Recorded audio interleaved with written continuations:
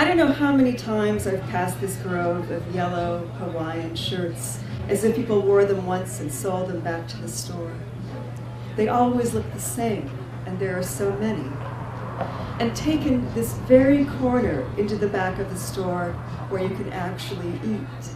But today, as I'm about to join my party, I'm stopped by one item of clothing. And it's a shirt I once bought my ex-husband, which he tired of and gave to me, but which happens to fit my now ex-lover, though I see he's put it on consignment. It hangs on the rack with 4 or 5 other brown shirts I sort of recognize near our table where my ex-husband and my ex-lover sit, commiserating, really nearly weeping, and not even about me, but about their careers. And of course, I'm wearing red and black, but not my own. The clothes belong to one of them, I'm not sure which, or both. And the waitress complains, if we're going to eat at her restaurant, at least we could show her the courtesy of wearing our own clothes.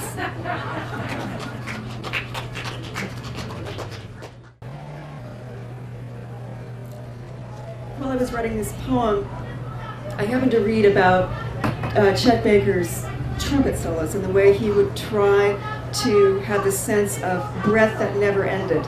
So of course I'm going to have to breathe somewhere in here, but you can imagine, okay. Let every heart. The blue sash of wind circling the tiny waist of the city, ample and ample the satin, the keen swishing of leaves, the burnished browns of dislodged palm piled askew on the walks, the sailing trash, the cry, the lover's tongue, slowly making its way.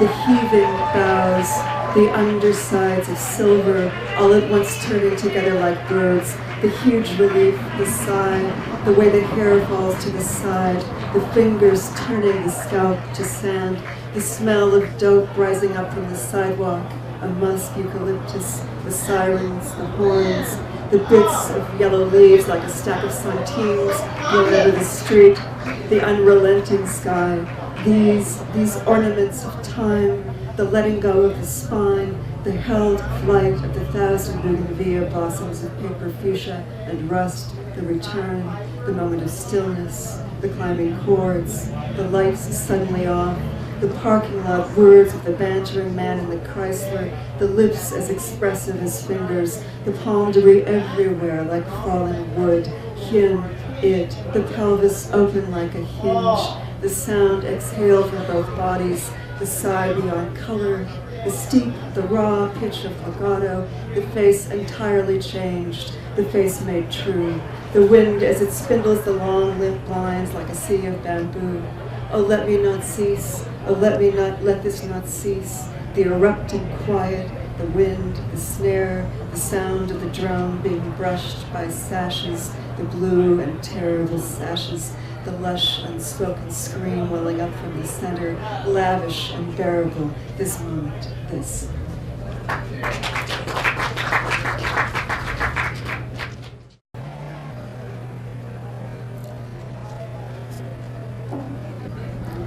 You see, it's the fabric of the darkest butterfly's wing, and it opens that way, closes, indigo, vetiver, velvet, silk, old enough now to have achieved a quiet iridescence, a heart of radium. And this is the last time it will open upon him, close, open. But neither of them knows this, for sure, or they do. They do, and it is also polite, their reacquaintance here, their adieu, and he is careful to praise, and she careful. And the light has fallen, and soon he will throw candy into the air like confetti on crowds, and later parades. Parades across the bridge at dusk, at the moment of grapples, moment of baths, swooping in hordes and arcing, visible, invisible, like insects, large, and then the swirl of white wings over the ashy water near the darkening trees.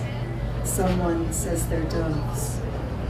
The birds all following the movement of the water as though they know where they're going, as though it were a river, though everything crossing the bridge refers to it as a lake, and the owl now suddenly sweeping toward them, quizzical, piercing, alone.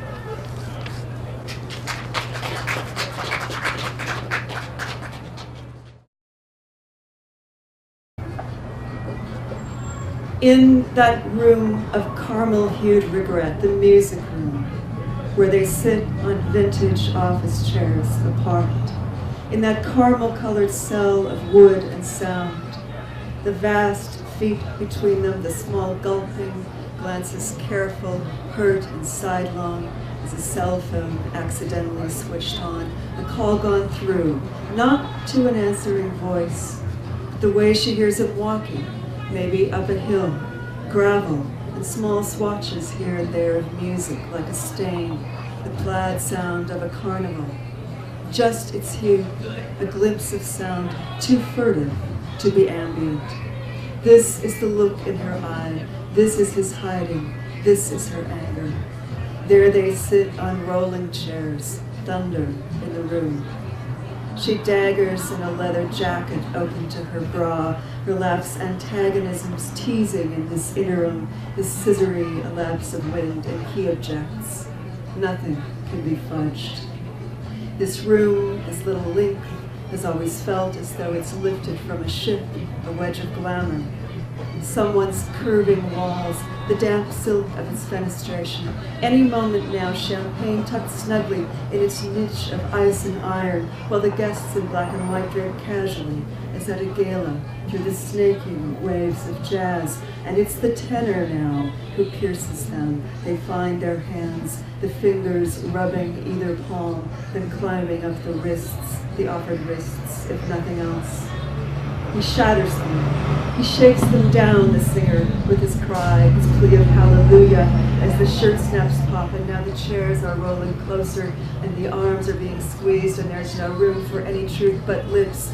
And now the clothes and errors drop, and now, you must be patient. Now the blemishes can faint, the errors can disorganize, the navigation of the wheels can shift, the whole flimsy ditch can fill with water and dissolve, because below his song, the tenor's voice itself is saying, we don't want to look across the room in order to address each other from that distance as St. Tomb, vacuous and oral. Emptiness can fill, can electrify with touch. Nerves bright as coral, wheels kicked close, twisting on dull wax, mouth on mouth, succulent lips.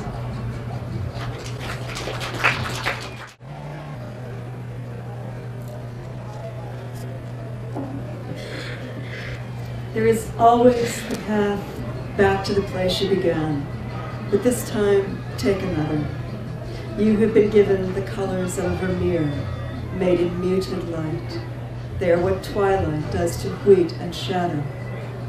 And then the man below you in his apartment does a kind of singing, as though he is making song with his fingers as they drum a tabletop. As soon as you name this color gold, it looks like ultramarine or even distant napweed or even a part of the ocean. The dripping rain on the rooftop is now as random as the click of the second hand heard between the shh of passing cars. But really, anyway, there's no where were we.